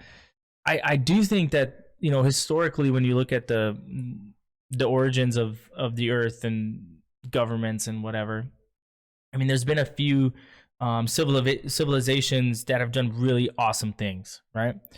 And I think that we have done some cool things. I think we've done some kind of good things, but I can't ignore all the shitty things that we've done around the world, right? And I want to be incredibly proud to be American. I do. I want to be that. And I think we can get there, hopefully in my lifetime, our lifetimes. But right now, like, it's really like it's so incredibly polarized. You know, we have half of the country, half the elected officials in our country don't even believe climate change is real. It's like, bro, what? It's like they don't believe in science. They just create their own facts for the world. It's like, okay. And then half of the country supports those people and those beliefs, which is, or elected him in the first place. but that's what I'm saying. And it's often outside of their best interest to do so. So, you know, so we have that going on. And then, like you said, on the other side, we have the people who present themselves to be doing what is best for everyone. They're the inclusive party and all this stuff, but often they use the same shitty tactics that they're fighting against on the other side. And the people that they've elected into office end up taking the same money from the same donors as the other side. So Yeah. And so back to my thing about the American, like, I want to be proud to be American, right? But there needs to be something. There needs to be like another revolution. We need another revolution. I feel like for proper change to occur, you as a Tejano and me as a Mexican residing here, I feel like we're closer in proximity to these institutions and obstacles that were intentionally put in place for us not to be equal footing. There's a big reason why Black and brown people don't have generational wealth. That's systemic. It's Not intentional. yet. Right. Not but yet. I mean, it's But not, if we don't it's take not it, because we'll we never didn't have want to. It's not because we couldn't. It is because we couldn't. But there's. Do you believe that we can't anymore still now? Those systems and institutions are still in place to prevent that from happening. But there are successful Latinos in right. There in is, our, right? Like, I mean, isn't it like the San Jose group downtown, the marketing agency or ad agency? It's like all Hispanic. Do you know what I'm talking about? Right, but that's like a very. I mean, if you look at demographic groups in the U.S., right. brown people, okay, yeah, we're moving up the socioeconomic ladder, right? But we've also been here the whole time. No, I get like it. the border crossed us, you know. Yeah. But how are we so disproportionately unwealthier than the people that benefit from a lot of these systems and institutions? Right. So a lot of, I mean, I don't have the exact answer for that, but I can tell you from what I've seen is like a lot of it is education, right? It's access to quality education, but it's also, but there is also an onus upon the community to ensure that their offspring take part in that and like actually legitimately take in what education that they have available to them. Because one of the things that I saw when I was abroad was like the education was so important over there. And we're talking about like really, really poor people, like their mission in life was to become as educated as possible. And I think here, and not just in like the brown communities, but like in all communities, even like the rural white communities, education is not something that, it's not like a life or death thing, you know? Like we have this law, we have compulsory education in the United States. You know, you have to go to school K through 12, right? Otherwise your parents can get thrown in jail. And so it's almost like sometimes in the communities, and it's not always by choice, right? Sometimes the parents are working more than one job to keep the home. But you know, I see sometimes that people feel like it's the teacher's job to teach their children, and I'm not saying that that's wrong, but you understand it needs to be like a one whole factor. Yeah, I feel like there's more factors against than for, if that makes sense. I think like part of it, I just feel like the people who have most benefited from those institutions and those obstacles, I think in order for all of this to change, there needs to be some sort of ownership, you know? Like ownership, like, do you mean like just acknowledgement? That, I mean, because even if we talk about education, let's look at public schools, right? Textbooks, they come from one place in Texas, and it's a very right-leaning environment that these textbooks are created. And a lot of these, I forget there's this one guy, he took all of the textbooks because he was just curious, right? Talking about McGraw-Hill, not the guy, but those are the books. Yeah, McGraw-Hill, all or of those textbooks Pearson come from the same place, and that's dangerous, yo. Like it's dangerous that the same group of people handpicks the information given to kids, and I feel like that it's not really a learning environment; it's a conditioning. Like, so, but that's what I'm saying. Sorry to cut you off, but that's what I'm saying. Where it's like, if in the homes there was a more active effort to put that information into context, right? So like meaning when that child came home, there was more lessons to be taught by the parents, right? Or the community. My people like were busy working 3-4 jobs. I get it. Like, that's I said that. I said that. Right. I did say that. I'm not like arguing with you, but it's like. And that's what I'm getting at. But there still could be a place, but it's the cards are stacked definitely against Black and brown people and the marginalized, right? And just not to just talk about solely those two. So would you be opposed to like the idea that like there shouldn't be a TV in the home? So like when the kid comes home, like there's either books or you just stare at the wall, because I feel like every home has a TV, right? And so it's very easy to just let that TV raise your child. You know, and I don't have kids, so I'm just asking. Again, TV is just a tool. How that tool is used, it really doesn't. But I mean for the education part, right? So because there's a lot of literature, you're talking about the literature, you're talking about the books that are being used to essentially teach our children, not having the right information in it. So if there was also literature in the home that was either supplementary or contradictory to what they were learning in the school. And like, you understand what I'm saying? I do, but I almost feel like that's irrelevant because schooling is mandatory. Home environments can change. There's legislation put in place where school environments have to be somewhat similar, right? I understand. They teach the same thing in almost the entire nation. Core requirements. Right? Yeah. Right. And so things that are mandatory and required for kids, I feel like deserve more attention than a home that could vary vastly depending on the socioeconomic background, what neighborhood they're in, what part of the country they're in. I feel like those factors, I mean, I don't really feel like it's up to us to take into consideration. I mean, that's almost like a parenting thing, right? But that's what I'm saying. But I mean, why would you? I feel like for me, it's not as important. It is important, right? But I'm not gonna sit here and be like, "Oh, you're not parenting your kids correctly," right? Well, it's not about that. It's about community organizing. So, because you're talking about rising up, or at least having a community understand something contrary to what they've been told, right? So, and like if you look at the Nation of Islam, right, and how they rose to power was through community education that was contradictory to what they were being told in school. And so I'm just asking, like, in the same breath, like, what would it take to have that same kind of mentality movement happen in like the brown community? Do you know what I mean? There's no easy answer for that. Yeah. And I'm gonna keep reinforcing what I said earlier. It's like there are still institutions at place to make sure that we don't get to that point. Mm-hmm. You know, like Instagram. I wouldn't even. Again, those are just tools, but there are things that are like. Major banks get sued every few years for predatory loans. Something as simple. Okay, like, but at the same stuff time, like this that's I know. constantly. And listen, like, and I'm with you on that, man. I'm with you on that because the banks destroyed our economy in 2008, 100%. They made people believe some of these neighborhoods exist because of banks, right? Like, but they made people believe. So here's where like this is where I have to find that very fine balance between everything. Excuse me. So if I walk into a bank right now and the guy tells me that I qualify for a loan, I still have to decide for myself whether or not I can actually afford that loan, you know? And I sign that paper. right, but also, and I'm with you. There's a lot. There's a lot of context. I know, but I'm saying, like, at what point do we tell people, like, you're an adult, like, you got to figure this out, man. Like, you know what I mean? Sometimes we don't have the resources to figure it out, man. And that's okay. Hold on. Talking about I gotta stop you there because community education and stuff, but it's like you have to get to a certain level where you're even able to get to that point.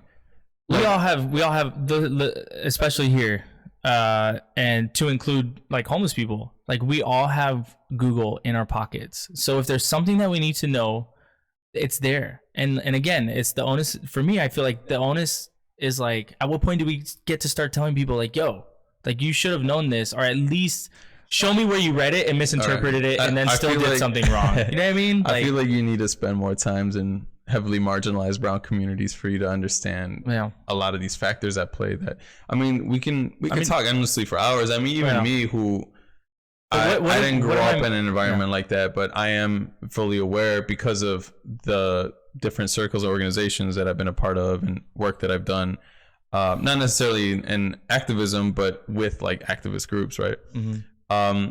There's no easy answer to that, and I do understand. I get what you're saying. I'm not disagreeing, but there's just so much stacked against us that even I myself can't fully understand. So how my sister's a teacher, right? CPS, like. A lot of my friends are like social workers or organizers or activists. They're people that are very involved with the most marginalized. And I'm just using Chicago as a point of reference because obviously that's what I know. And there's a lot of things that we were up against that people like you and I in our lifetime we're probably never going to even encounter, you know. But I get it, man. I get it. But also, like, people's reality, even if having that tool in your pocket, or having that tool at home, or having that tool in school or home, like wherever, man, like, just because you have those tools, like, it doesn't mean that you're mentally and emotionally equipped to even think about using them, because people live other realities that have very different priorities, man. But see, like, I'm with you, and I did grow up in a marginalized brown and mostly black community in San Antonio.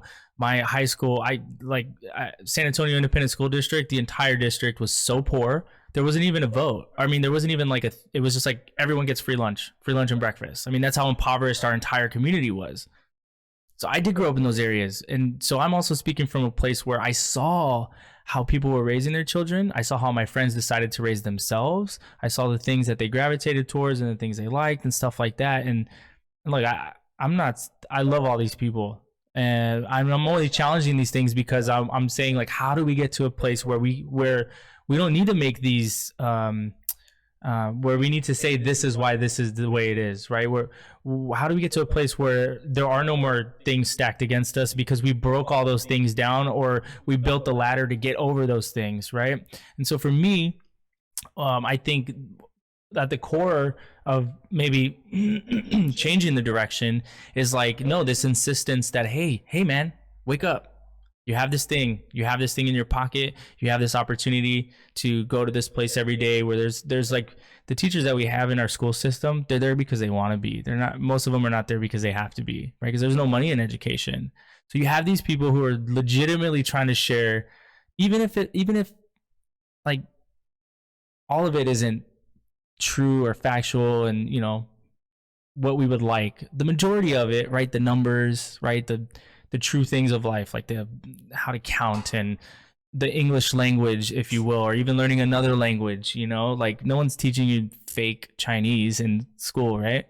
But like we have these resources and I just feel like they're being underutilized. And so that's where I'm like, how do we build that ladder so that we don't have to fight this fight anymore because we're on top now? I mean, we're going to be the majority in like 2050, right? So are we going to be the majority in the United States and then still be second class citizens because somehow these cards are still stacked against us? Like, I don't want that. Do you know what I mean? But I mean, yeah, I agree with you. I don't know, man. I just feel like there's a lot. There's too much to unpack, and I feel like even you and I can't even fathom what these powers at play even do. I think for me, it's more of a, instead of framing it like, hey, this is what you all should do. Mm-hmm. Here's what you should do. Why aren't these people doing this? Why aren't these people doing that? I think for me, it's become less about that, because I was like that for a very long time. It's become less about that and more about, what am I doing? Like, what am I doing? Like, mm-hmm. I'm a lousy protester, you know, like, I'm gonna be real. Like, I get invited to protest. Right. I mean, yeah, sure. And that was like during like yeah. That was during my era where I feel like I was attending. Yeah, when I was super communist or socialist, or I don't even know what the fuck I was, to be honest.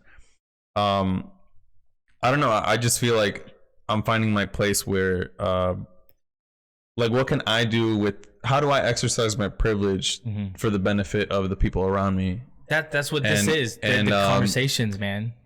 And I think, like, sure, yeah, conversations in like platforms like this are important, but also, you know, once I leave here, that's it, right? You know, no, it's not. Well, I mean, as far as like this specific thing, but it's like, for me, it's about like where I have my money, right? I strongly believe in credit unions, right? Yeah. So I feel good about having my money in a local credit union that I know funds businesses around me, funds small businesses around me.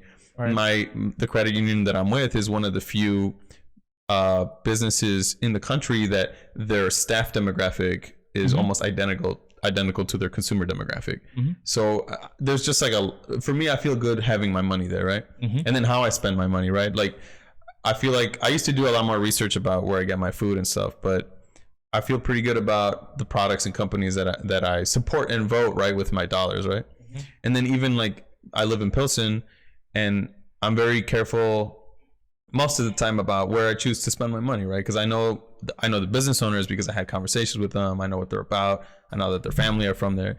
So I feel like just trying to encourage people to live their life to have the greatest impact on the people around you, positive, I think is more proactive and productive than trying to figure out why certain things aren't the way they are, right? Mm-hmm. And that's not to say that we shouldn't be mindful about, you know, if there's something we can do, it's like, you know, why aren't kids, you know, using these resources, right? Or maybe just because Google is ubiquitous doesn't mean people have the, you know how to use it, right? Right, but it takes someone like you from the community. I've had this conversation with many people who made it out, right? And I'm not saying that like in any like derogatory term, but but I mean, like, you know, they're no, I know, right? No, I mean, there's very few people who are the ones that initiate the change, right? And for whatever reason, you came into this world the way that you are, and you had the ability and the wherewithal to create who you are today. And you're past the point, in my perception, you're past the point where, like you said earlier, you're like, I think focusing on me, focusing where I spend my money and where I spend my time and who I communicate with and the relationships I build and business I build with different people, like, that's awesome. But that's the first step, right? The second step is now and going and telling the rest of your community everything that you figured out. So you do have to go back and tell these people, hey, and you're going to buy a house? Like, this is what you need to know before you buy a house. You know what I mean? I feel like those kind of things. Exactly, yeah. And we all have a role that we play. And like, for example, and this is kind of my business practice. So I run something called Low Key Label, which is a creative agency. And I work only with music artists. I do a few other things here and there, but it's mostly music artists that I work with. And there's a lot of younger artists that constantly hit me up because they see me working with a lot of different people and almost to a managerial like ability, capability, right? And a lot of times these younger artists always ask me, is like, hey, like how do I find clients? How do I invoice? How do I a lot of like the admin side of like the arts, right? It's not, I mean, you can go to school for it, but a lot, again, we're talking about privilege. Some people don't have the privilege to be able to afford that. Right. I don't advertise it, but all of my tools that I've spent a decade of freelancing building are open source and free for Black and brown people. Just yesterday, I had like a 2 or 3 hour session with a photographer who's super talented, but doesn't know how to price her like services and stuff. Yeah. And then, you know, we sat down and we went through like what's the market look like? What's your demographic? What's your niche, right? And then we looked at like competitors and we compared prices and we just like it's this network and knowledge that I've acquired over the years of experience, and I feel good about sharing that with someone if it means it's going to make an impact in someone that's like Latino or Latina or Black, or, you know, someone that comes maybe from a marginalized background, right? Right. And for me, I feel like that's kind of become like my way of activism in a sense. Yeah. You know, like, again, I could be out in the street protesting, but I feel like my calling is helping Black and brown artists pay themselves and then not get stiffed by clients who are looking like, again, like the powers that be, right? These obstacles that are put in place, you know, because freelancers don't really have rights, you know, like most like employees, you know, like traditional side. Yeah. And going back to your question about feeling proud to be American, I think I don't really care. I think for me, it's more important being here. And I almost feel like me being here against all odds is itself like a form of resistance, right? I enjoy being the person that I am and coming from where I came from. And I love the people around me who have similar backgrounds and people that don't have similar backgrounds too. And I feel like for me, it's more important to be hopefully the example to the people around me of what someone living here against all odds can do for the benefit of the people around us, you know? Yeah. You know, like what you just described now is uniquely American, right? Yeah, I mean, the American dream is here, but yeah, but I mean, that's again. I didn't choose to be here, though. You know what I'm saying? Like I know, I was conceived here. None of us did. You know, I mean, well, some of us I could go back, you know, but I mean, what does that even mean? You know, so like, and like that whole thing. Oh, that was one of the things I was going to say earlier. You mentioned about going back like home or like to another country, but have never been from there. So like, what do? You know, there's some military service members that have been deported. Like they're in Mexico, or, you know, like they literally deployed, you know, just like I did. And they came home and our government sent them to their home country. And it's like stuff like that. It's just like, what the fuck? It's shitty. Man. Yeah, so I couldn't even imagine that. I think Vice did a thing where, yeah, I mean, they got their uniforms, they have their discharge papers, like everything, you know? So, I don't know. Crazy. So are you going to, what do you think about the teachers strike right now? Oh man. Have you paid attention to it at all? Yeah, I mean, well, like I said, my sister, she works in CPS. Right. What's the inside scoop? What did she say? I mean, you know what? I feel like she's younger than me. She just started at CPS, Okay. so I feel like she knows what's happening isn't right. But I feel like she's strike still or the reason for the strike, right? Okay. But What was it for people that don't know? What was the reason that started? I believe it's not necessarily.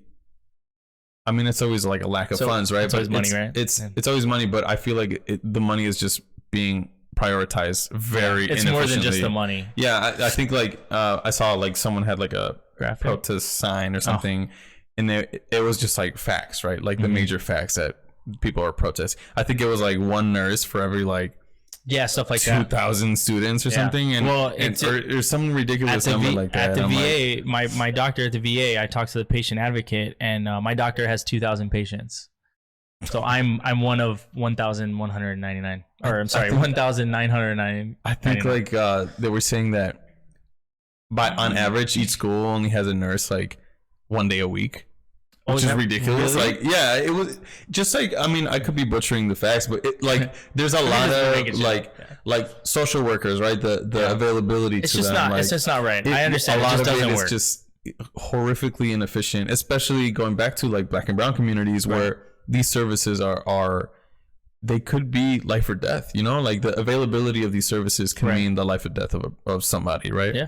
Or even just improving somebody's quality of life. If we're going to talk about socioeconomic, like mobility, like those safety nets need to be in place in order for the chances of moving up, you know.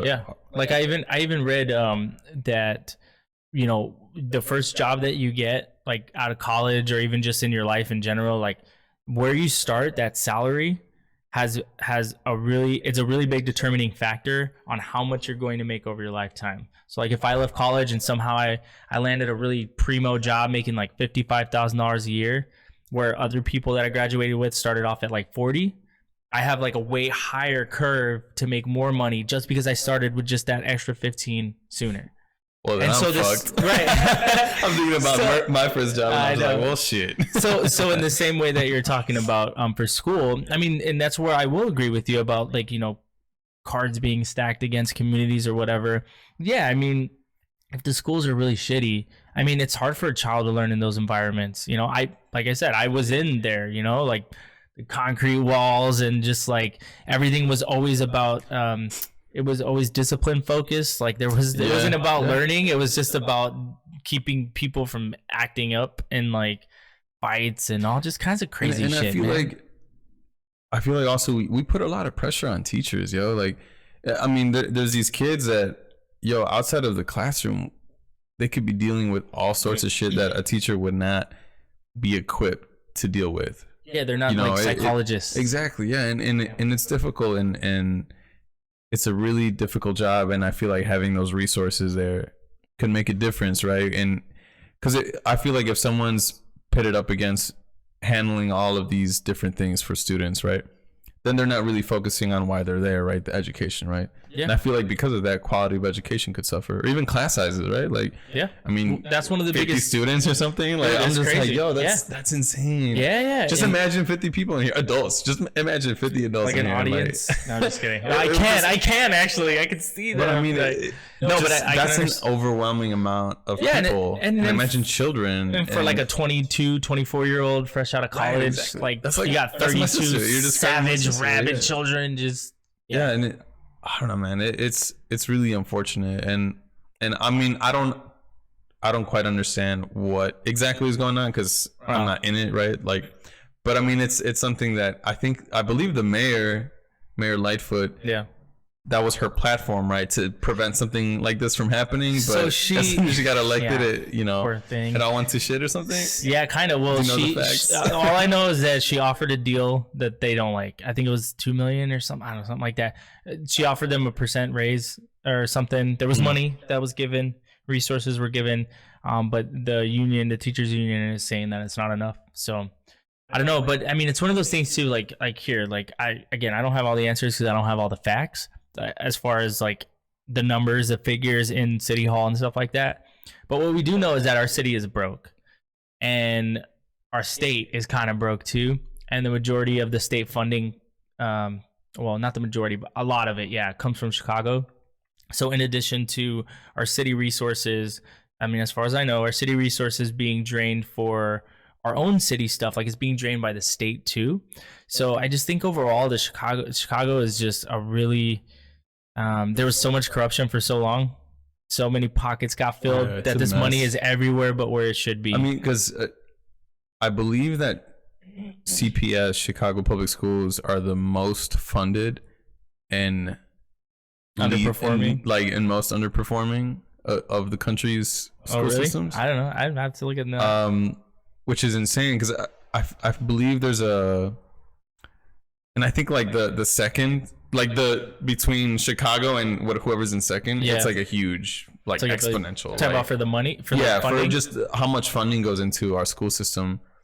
And there's a lot of things that don't make sense. And again, I'm not a teacher and I should know more about this, but again, it's like there's only so many hours in a day, right? Yeah, it's so tough, man. But I believe schools are like funded through property tax of the environment that they're in. Most places and most places are like that. Yeah. So, you know, like a very impoverished neighborhood is going to have a very tiny budget for their school systems, which is why most of the closures happen on like the south and west sides. And that's where that thing that I was talking about earlier, where I wish people would like change the way they look at things, because that whole, I don't want to pay for some other kid to go to college. I don't want to pay for someone else's health care. They smoke cigarettes, that kind of crap.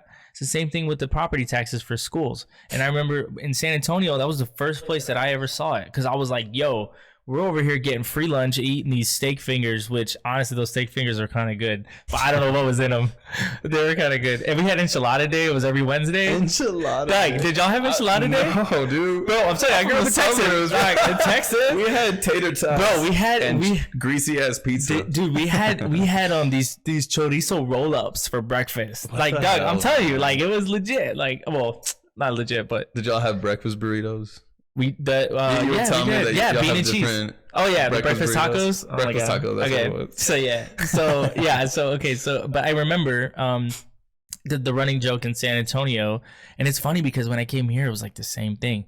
But the running joke in San Antonio was the north side has everything because that's where all the money was at, right? Same thing here, right? Same thing here. Yeah. Same thing here. I was like, what the hell's going on? What is it about the north?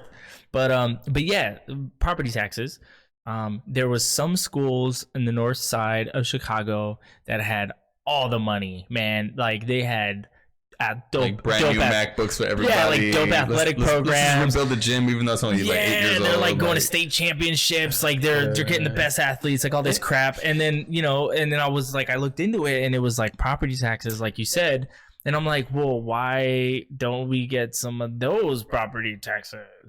That's what I'm getting at. Like, I don't. It's not envy, yo. It's not envy. It's not envy. It's equitable resources. Exactly. Yeah. And why wouldn't you want bare minimum for all schools in the city? You know, and if that means like a cut to your budget, you're overinflated. I don't know, man. Like, I don't know. Some people it's ridiculous, yo. I almost wish like staff could just swap for a day. Yeah. Like, can we do that? Yeah. Mayor Lightfoot, can we just swap north and south and west side, like staff, just for a day? Seriously. Okay, the whole week, right? Yeah. Can I just get like 1 month a year? No, and like it sucks because like when we talk about like charitable donations, they're like, no, I don't want to get taxed. I don't want my property taxes going to that other school. I'll give them $50, like, or something like this, right? Like, meaning like they'll donate to the like people that, not all people, but some people that have money, they fill their philanthropic need, I guess, by giving to some obscure nonprofit somewhere that but then like doesn't really affect anything, and then like they get to go around to all their other friends and be like, yeah, I give away $1,500 in charitable donations, and then they write it off on their taxes, and like, oh, it's just this crap.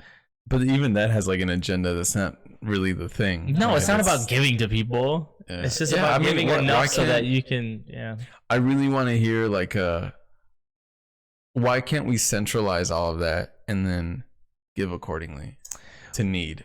right? Well, yeah, I mean, that's how it's supposed to work. Is that like radical? Like, no, but that's it's funny because I'm like, yeah. I'm waiting for someone to be like, oh, we don't do that because, you know, and then I'm just like, oh shit, I guess that makes sense. But also look at where we're at now and the system we're in. That's what I was gonna say. Well, we kind of fucked that up by I'm sure having there's a those reason systems this in is place. like this now, but it's like it's not working right now. You know, it all comes down to really, I think the heart of everything that I talk about all the time. It's literally all boils down to politics. And by politics, I mean being active in the political process so that we ensure the right people are in the right positions to make the most impactful policy changes that benefit everyone. And I find that, I mean, most people that I know, they don't give a shit. They have an opinion. Yeah. Everyone has an opinion. Everyone has an opinion. Everyone has an opinion. But if you actually talk about them getting involved by even just having discussions we're having or being part of a political campaign or themselves running for office, everyone's like, nah, I don't do politics. Yeah, or I'm not saying man. like voting is the end all, but it's like that should not be the beginning and end of your political involvement. Yeah, like just the voting, one, right? like the one day time a year, every and then you get your 2, 3, 4 bracelet, years. and everyone And goes then on the Instagram, internet. like, Yeah, Instagram. Gotta hear with that. Shit, I got a bunch of those in a drawer. I can get one too. Like, come on. No, it's just I don't understand. People are just like, I don't vote. That's the worst, dude. But it's like, okay, if you are conscious and you're deciding not to vote, you know, if you're like, oh, I'm not voting because XYZ, right? I don't have to agree with you. But it's like people that just don't care, like legitimately, just like vote. Like people don't understand that there is so much privilege behind that. Dude, people got really hurt and people died fighting for your right to vote. Yeah. I mean, they did. They did. But because we weren't alive when it happened, everyone's like, well, that doesn't affect me. I get to vote. It was like, no, dude, it doesn't work that way. People had to fight for your right to vote. Like, how long did it take for women to be able to vote? Or for brown and black people to be able to vote? That wasn't even that many generations. Bro, it was not that long ago. That shit was even like yesterday. Grandpa and last shit, like, week. yo, yeah, and like man, how soon they forget, right? Yeah, no. But I mean, despite that, it's. I feel like everyone should be involved. And I know there's some places they do like everyone has to vote, then have to opt out, then have to have like a credible reason. I don't know why. To opt out.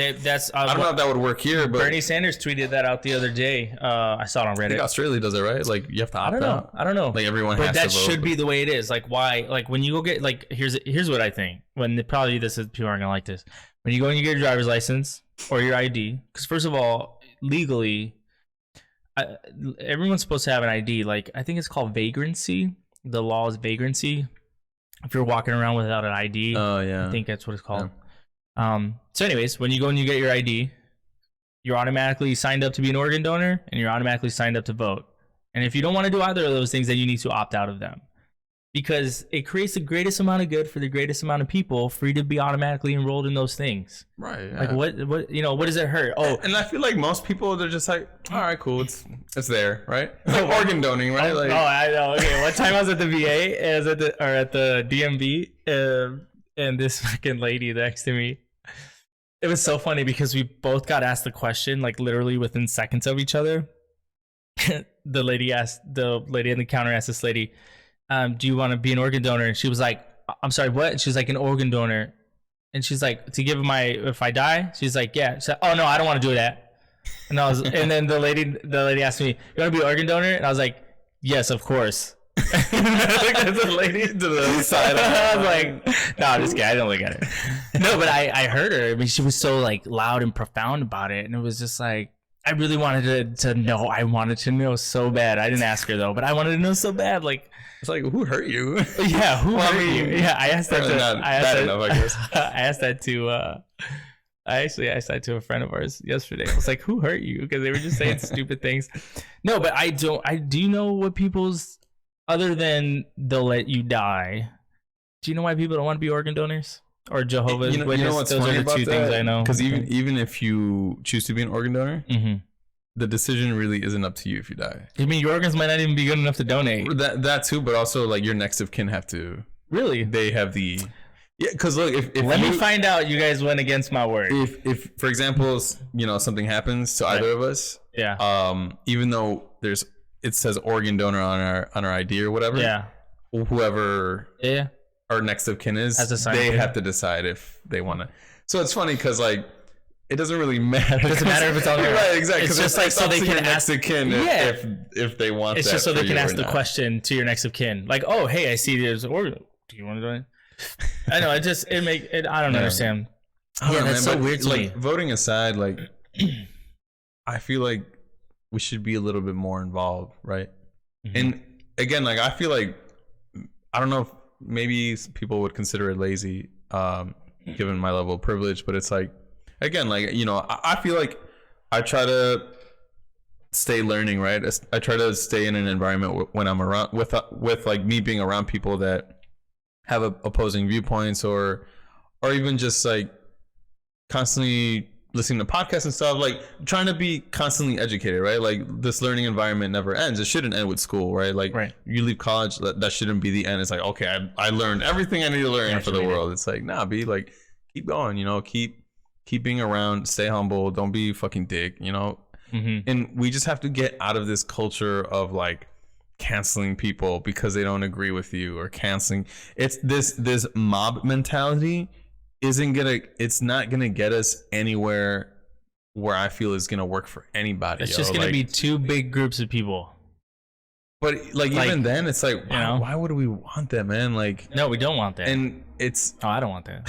I don't know, man. I don't have all the answers, but like at least we can show some decency and like respect, Mm-hmm. And don't get me wrong, man. If someone like lays a hand on anybody, like we throwing hands, right? Like, Right. But it shouldn't have to get to that point. That's what I'm getting. No, at. yeah, we like, should be able shouldn't to- have to create the environment where those type of Hostility. altercations and that hostility is there, right? Right.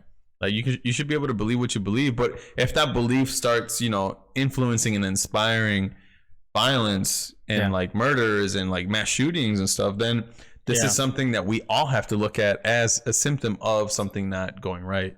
Right. And this is not a bipartisan issue. It's us issue. It's a life issue. It's a person issue, right? Yep. Yeah.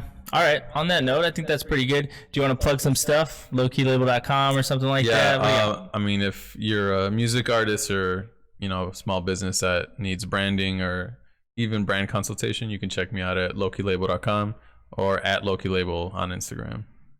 Instagram. Awesome.